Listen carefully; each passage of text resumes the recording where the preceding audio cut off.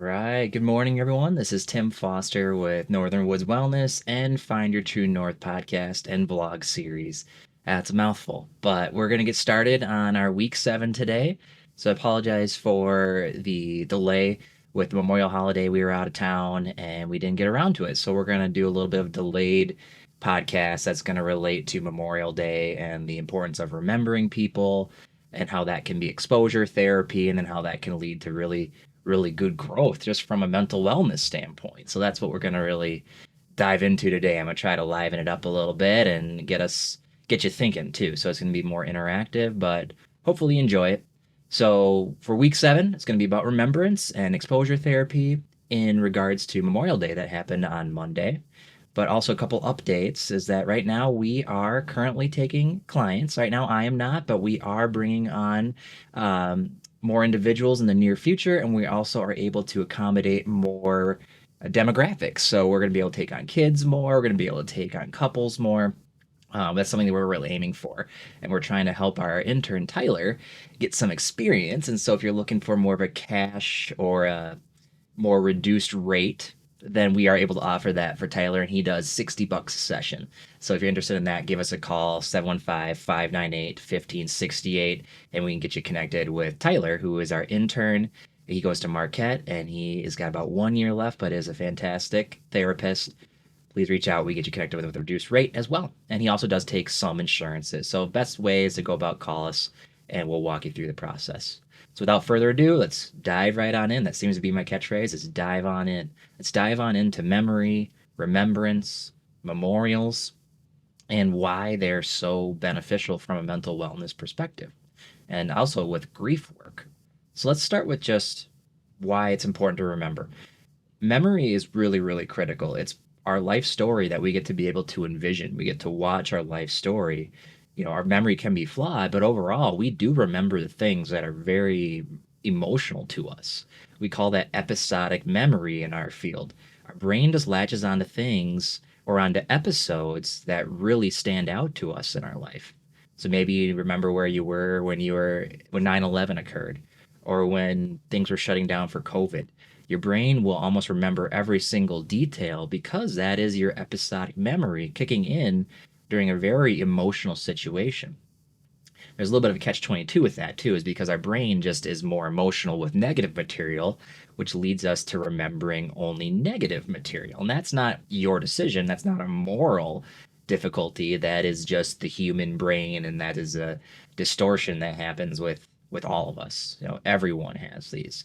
But we do get the ability to choose what memories we have. In fact, I'm doing that a little bit right now. I actually made a podcast of all the music I'd listened to in high school. And I was kind of doing it from just a fun perspective, but also from a therapist perspective. I wanted to look and see what would I remember if I made a playlist of all the music that had made me. So for me, I've got Incubus, Smashing Pumpkins, Foo Fighters, a lot of screamo emo bands like Motion City Soundtrack or um, My Chemical Romance. All those were from my high school, and I still listen to those. But it brings back so many good and not so good memories. But it's also helping me to remember, which is also exposing me to those old memories I've forgotten. And then through that exposure, we can really heal quite well. So I highly recommend, if you are looking for a way to remember things in your life, music seems to be a tremendous way to do it. And that's not just from my experience. There's actually a decent amount of research that shows that auditory learning really does stick with us. That's why you remember songs from years ago, or you just have them randomly pop in your head and didn't even know where you heard it. It's probably because somewhere in your subconsciousness you got reminded of it or heard about it, and then we just remember melody and music and tones so much better. The only sensory input that is stronger than auditory is actually our olfactory, which is our smell. But we probably can't go make playlists of smells. I guess you probably could if you wanted to catch smells and then take whiffs of them. Or, excuse me, safe way would be to waft it towards your nose. But think about hearing and listening. That is going to help you to remember more so than just grinding your brain for thoughts. Try that. I really encourage it. It's been wonderful for me, and I've been trying to push it towards people to see if they want to try and do it with my clients and even with my wife. No takers yet, but maybe one day someone will, and they'll let me know if they have the same memory experiences as I have. And the reason I think it's good to remember those moments in your life is because you want to remember what really has occurred for you. And I'll get to why this ties into Memorial Day in just a second, but you want to remember what your life has been. We want to recognize that our brain also is pretty good at repression and rationalization, and we don't actually even remember the facts. Sometimes our brain's so good we black it out and don't even remember it happens. I see that a fair amount with trauma. People's brains are so protective of them that the brain will literally just shut out any memories that might occur. Um, so, what I want to have you guys think about is, are there memories that you need to go back and remember? Maybe we call these touchstone memories, especially when you do EMDR. You want to look for a touchstone memory or a core belief that it's linked to.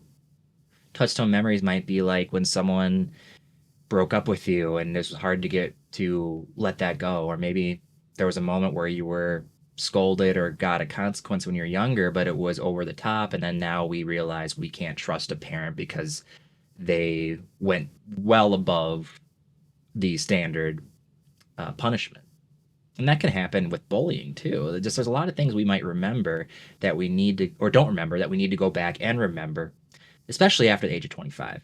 Highly encourage that. If you're over 25, always go back and try to remember things in your life, because now you know that your human brain is biologically ready to comprehend what's occurred in your life. Prior to age 25, our brain is still developing quite a bit. And so it's kind of unfair for ourselves to understand and think that we processed our whole life when we're under 25, because we haven't. Our brain physically can't do it. At 25 years old, though, you can go back and you know that my prefrontal cortex is working. I'm better at regulation, which is your anterior cingulate, which is the emotional regulation part of your brain. And then your amygdala is hopefully going to be coming down from that fight, flight, or freeze a little bit more in your late 20s. So I always say late 20s, early 30s, do yourself a favor, go back, remember every single detail that you can. And if you can't, ask people about it. Ask parents, grandparents, go to ancestry.com and do your DNA test. That's something I did. But it all helps me to remember where it came from. And then it's helping me to integrate a very coherent sense of self, which if you don't know who yourself is, how are you supposed to make changes from a mental health perspective? You can't. You need a baseline. You need stability. And that's something I always encourage. If you don't know who you are, go back and just develop a sense of identity. That's where it's cool. You get the ability to develop that sense of identity. No one else can do that for you. And you get to choose when, what to set, where to set, and you get to use your desire. Do I want to have this as my identity? Is this an old identity? Am I holding myself to an identity that's idealistic and it's only for the future, but it's not probably going to even happen? What is your identity right now in this moment? For today, it's 5:29 at 12:23. This is my identity now. I am going to be a professor. I'm in school. I'm a student. I'm a husband. I'm a cat and dog dad. I'm a son. That is my identity right now. Also, business owner. But in the past, it was probably more about going to the bars, meeting girls and partners, and making friends and having a huge, giant friend group. But that identity is outdated. So if I hold myself to that identity now, I'm going to probably find myself in a lot of problems because that identity was in my 20s. I'm 37 next month. I probably can't be living that 20-year-old lifestyle. I also don't want to hold myself to be a 50-year-old identity yet because I'm not there. I don't know what it's like to be 50. I know what it's like to be 37, 36. I also know what it's like to be a little bit like an adult. So think about that, is hold yourself to your identity now, not in the past, not in the future. And that's where memory comes in so nicely. Memory is exposure therapy. If we can remember what's happened in our life, we can remember the details and the facts and the emotions. A lot of times you see this in trauma, but you see it all the time in mental health, is our emotions go over here and the facts of an event go over here. And we no longer have an integrated image of those events. We have a disintegrated image. We want to combine them, truly understand the emotions, truly understand the facts, and then combine them centered around that touchstone memory that maybe has led a significant, has created a significant trail in your life, like a thread that maybe is positive or negative. We don't know, but remembering is a really good step to take. So I'm going to loop around now and talk about Memorial Day. So Memorial Day was on Monday, but I think that's why it's so important to remember the fallen soldiers that have occurred. So Memorial Day is more about remembering those that have been lost, prisoners of war, that have were missing in action. And then Veterans Day is honoring our veterans. I tend to treat both of them the same.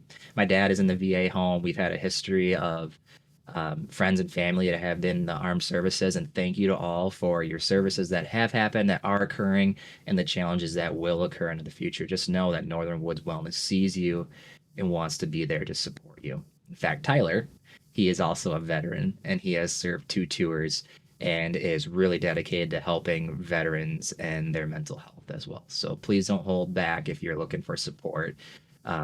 With mental health, even though maybe it was stigmatized in your boot camp or training. We want you to know that as civilians are able to come to us. But going back to the memorial, on Memorial Day, it's good to remember why we're here. People have died for our freedom. People have given their dedication. People have given they signed the line. Maybe they didn't see active combat, but they were ready to go.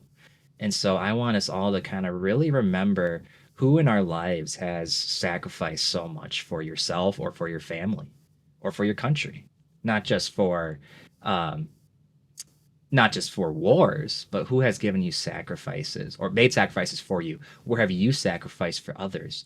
And then normalize that too. I've had some people say they don't like sacrifices. I like the word sacrifice because it involves we've given up something that really, really means something to us. Some have paid the ultimate sacrifice of their lives. And I just want us all to really appreciate the veterans and the ones we've lost and realize it's been for us. It hasn't been an us versus them thing or a blue versus red or liberal versus Republican. It's been about humanity. And we need to remember that is why our military is in place, is to help us defend our freedom from foreign and domestic. So I just want us all to remember exactly why we are doing Memorial Day. Why is it important to remember not just our veterans, but also to use memory and remembrance as a way to help you cope and manage with the challenging things in your life, and then to realize that there have been sacrifices by you and by everyone else in your family or in your friends that has probably really dedicated to you as a person. And try not to take it for granted. Sometimes we get complacent. We take for granted what people have done for us or what we've done for others. And remembering those can really go a long way in remembering your purpose and then creating your self identity. And then you can use those memories as a way to heal and as a way to consolidate and integrate events that have occurred with a fully developed brain. So thanks for checking in with Northern Woods Find Your True North podcast today. We're going to let you go and kind of ponder what we talked about. We're always happy to help you. If you have any questions about mental health or mental wellness or any community resources, feel free to give us a call or an email. Our number is 715-598-1568, or email us at info@northernwoodswellnessllc.com, and we'll get back to you within 24 to 48 hours. We're also taking on clients. If you have any questions, we can set you up with Tyler, Tara, Kelly. I'm going to be full, or anyone else that comes on board in the near future, as we are looking at getting a second location. So very excited about that. We hope all's well. Take care. Tune in next week, and I'm hoping that you find these helpful and beneficial. Have a good rest of your day.